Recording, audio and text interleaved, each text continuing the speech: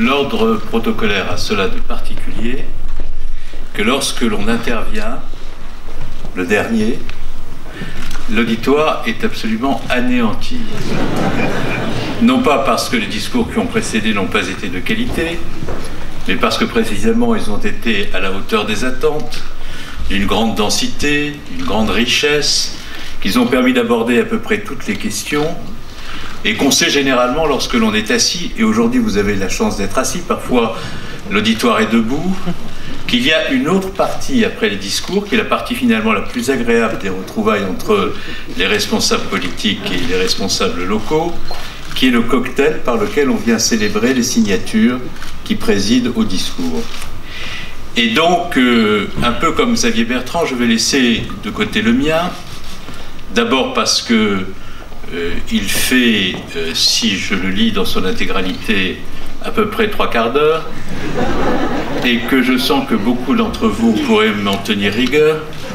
et ensuite parce que beaucoup de choses ont été dites que je ne vais pas redire sous prétexte que je suis Premier ministre, et je vais donc essayer de m'en tenir à l'essentiel. D'abord vous dire le très grand plaisir que j'ai d'être parmi vous, et le très grand honneur que je ressens de pouvoir vous parler dans la responsabilité qui est la mienne de Premier ministre, en présence de ministres éminents du gouvernement, pour venir ici consacrer la signature d'un contrat qui engage l'essentiel de l'avenir du pays minier. Je le fais avec toute la force des convictions qui sont les miennes et toute la force de la conception que je peux avoir de l'État et de l'exercice de la responsabilité publique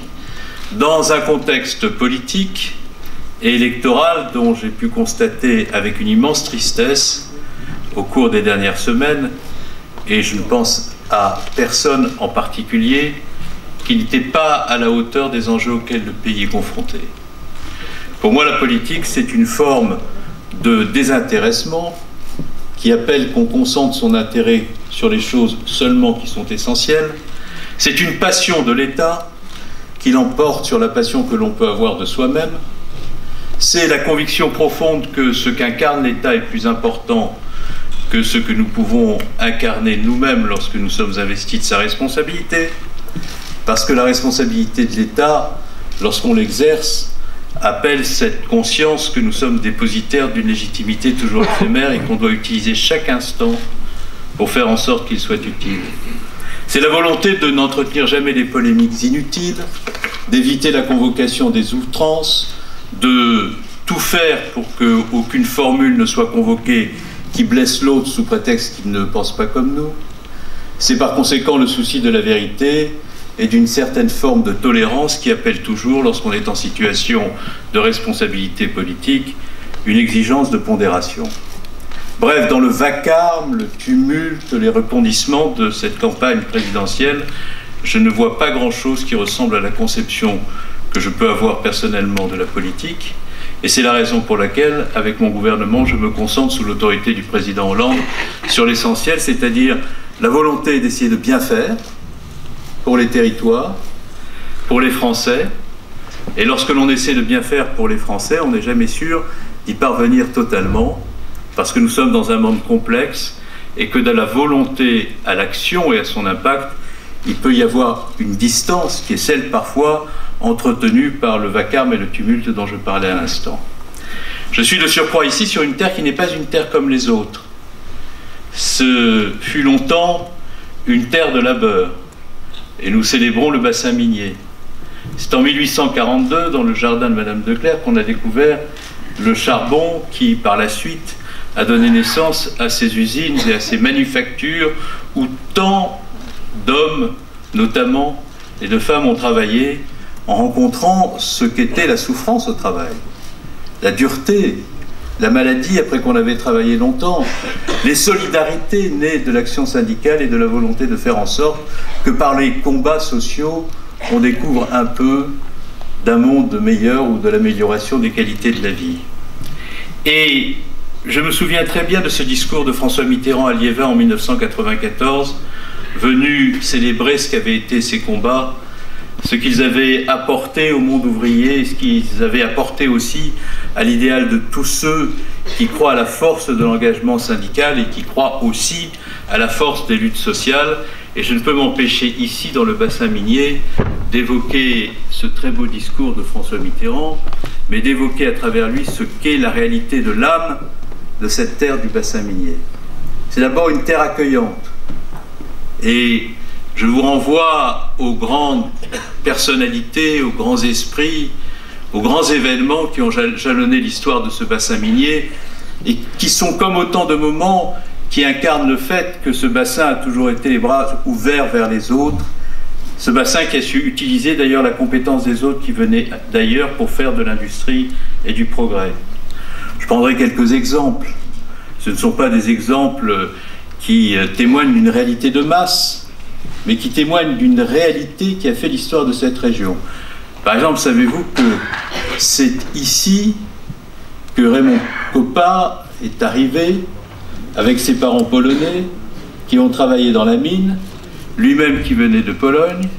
et qui a commencé, je crois, sa carrière footballistique à Neu-les-Mines. C'est ici aussi que s'est exprimée la solidarité avec les salariés et les syndicalistes venus de Pologne, avec Wałęsa dans les années 80, accueilli par André Delélis au Stade Bollaert. Ce qui signifiait qu'à ce moment-là, ceux qui étaient encore présents ici dans les mines accueillaient ceux qui avaient travaillé durement dans les mines en Pologne et dans un même élan de solidarité et de fraternité, décidaient de parler ensemble de ce qu'étaient les combats pour la liberté syndicale, pour la reconnaissance des droits syndicaux, et de voir ceux qui ici étaient dans une tradition politique et syndicale particulière accueillir ceux qui se battaient pour la reconnaissance de leurs droits syndicaux, montrait bien ce que cette région pouvait recéler de trésors, de valeurs et de force. Je pense aussi aux 576 tombes des soldats qui se sont battus pendant la Première Guerre mondiale aux côtés de la France et qui étaient des soldats de confession musulmane. Et je pourrais comme ça évoquer bien d'autres faits historiques qui parleront à chacune et chacun d'entre vous, quelles que soient vos sensibilités et vos horizons politiques, et qui montreront que l'histoire profonde de ce bassin minier et de ce nord de la France n'est pas une histoire de recroquevillement, de repli sur soi, de peur de l'autre, alimentant les petites haines, refusant l'altérité, la fraternité. Non. L'histoire de ce bassin minier, s'il veut être conforme à lui-même, s'il veut rester fidèle à ce que sont ses racines, c'est la tradition dont je viens de vous parler. Et si je suis venu ici pour que nous continuions à faire vivre autrement ce bassin minier, c'est parce que je pense que quand on est investi d'une responsabilité politique, il faut savoir d'où l'on vient, il faut savoir d'où l'on parle, parce que c'est la meilleure manière de donner du sens à ce que l'on fait. Et c'est parce que nous savons d'où nous venons et d'où nous parlons que nous sommes particulièrement fiers de pouvoir célébrer aujourd'hui ce contrat que nous signons ensemble. Ce contrat, mesdames et messieurs, c'est un contrat qui nous renvoie vers l'essentiel. Et je voudrais d'abord me tourner vers Xavier Bertrand, vers les présidents des départements, vers les présidents des intercommunalités, pour dire que ce que nous avons décidé de faire ensemble, après que les ministres Caner et la ministre Emmanuelle Cos aient travaillé ensemble sur les fondements des conclusions du rapport de M. Soubilo, s'inscrit dans une démarche qui, comme l'a dit excellemment Xavier Bertrand tout à l'heure, est une démarche d'intérêt général. Ça a une signification profonde de voir des élus de sensibilités différentes venir dans la passion d'un territoire et la conscience de ses atouts, signer un contrat pour préparer son avenir en pleine période électorale où la confrontation est partout. Et je voudrais féliciter le président Bertrand pour cela, parce qu'il faut avoir, comme l'ensemble des élus de toute sensibilité qui sont là, une forme de courage, non pas pour oublier ce qui nous sépare les uns des autres. Je n'oublie jamais ce qui nous sépare les uns des autres, parce que je pense que les sensibilités politiques existent et qu'elles ont un sens.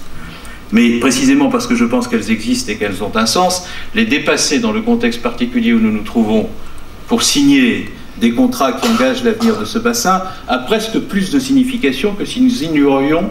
ce que sont ces séparations. Donc nous signons cette convention et elle porte un avenir pour votre territoire. Quel est cet avenir ? D'abord, il nous relie au passé, et c'est ça la force de ce qui a été fait par votre mission, cher monsieur, qui est une mission qui a mis beaucoup d'intelligence dans la réflexion collective. Pourquoi? Parce qu'elle mariait des préoccupations immédiates, concrètes, le logement, l'amélioration des conditions d'isolement de ces logements pour faire en sorte que la facture énergétique diminue, la volonté de faire en sorte que dans ces logements réhabilités on puisse vivre mieux, la volonté de faire en sorte que ces logements réhabilités, 23 000, ça n'est pas rien, ne soient pas des logements nouveaux s'érigeant dans l'effacement du passé, mais au contraire soit une réhabilitation de logements qui correspondent à une histoire, qui ont une qualité architecturale, qui s'insèrent dans un environnement urbain, et de le faire avec la volonté de penser la ville, c'est-à-dire, comme nous l'avons dit à l'instant, avant la réunion qui nous rassemble si nombreux dans cet amphithéâtre, de faire en sorte qu'autour de l'ambition du logement, il y ait la volonté de faire des espaces publics, de faire des espaces verts,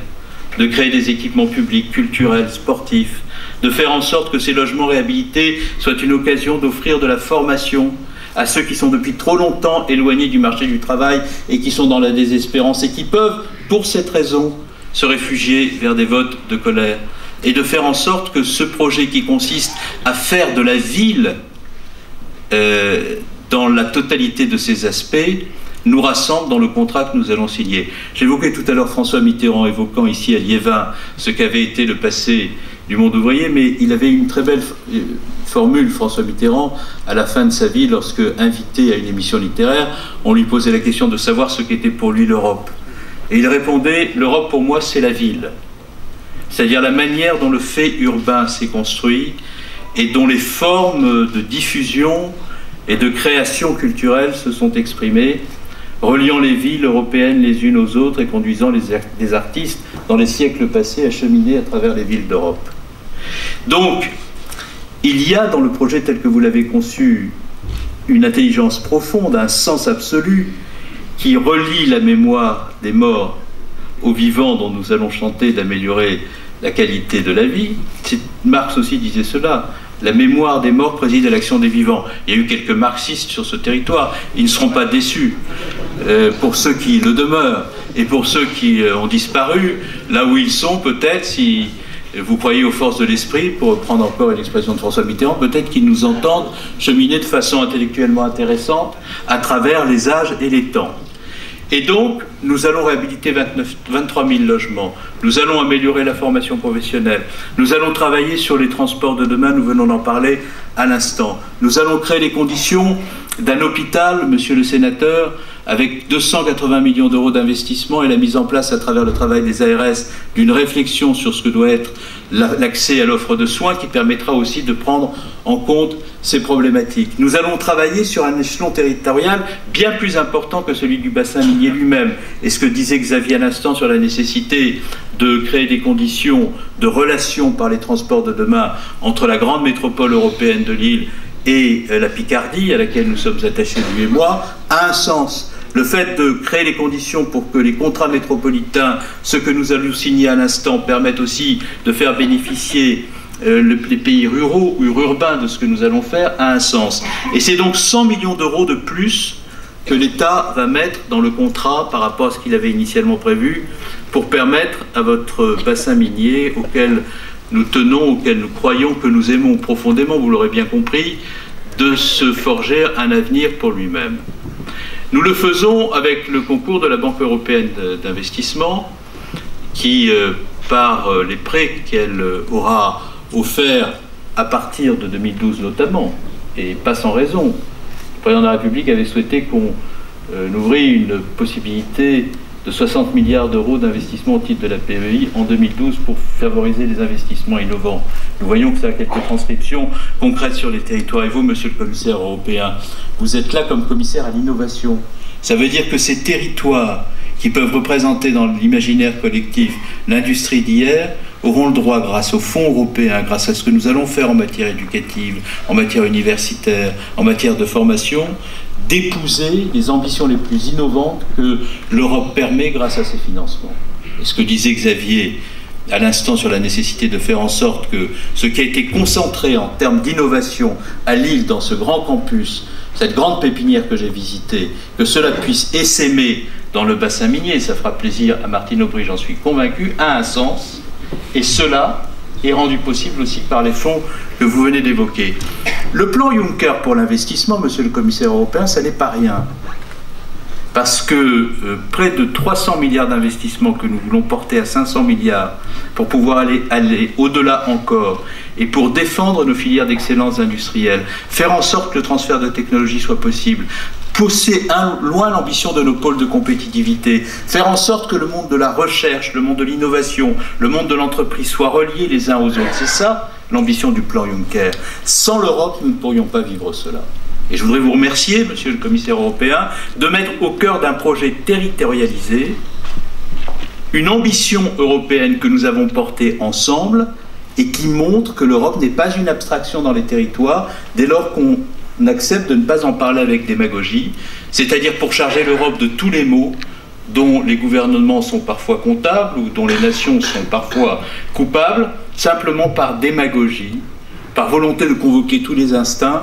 là où nous savons, dès lors que nous sommes responsables, que si des choses doivent être corrigées en Europe, rien n'est possible sans elles. Et je voudrais conclure sur un point. Nous sommes ici sur un territoire qui a eu l'occasion, au cours des dernières échéances électorales, d'apporter ses suffrages au Front National. Et sur tous les sujets dont j'ai eu à connaître dans l'exercice de ma responsabilité ministérielle, j'ai croisé les thèses du Front National et je me suis employé à comprendre par quel ressort, par quel truchement, par quels moyens ces thèses pouvaient avoir autant d'audience auprès de Français qui sont pour beaucoup d'entre eux sincèrement républicains et qui sont dans la désespérance. Et j'en arrive à une conclusion finalement assez simple. C'est que lorsque l'on convoque toutes les démagogies, toutes les impasses, tous les mensonges, pour faire triompher des thèses qui sont très orthogonales de celles autour desquelles les républicains se retrouvent pour convaincre et gagner de l'audience, alors, si ceux qui sont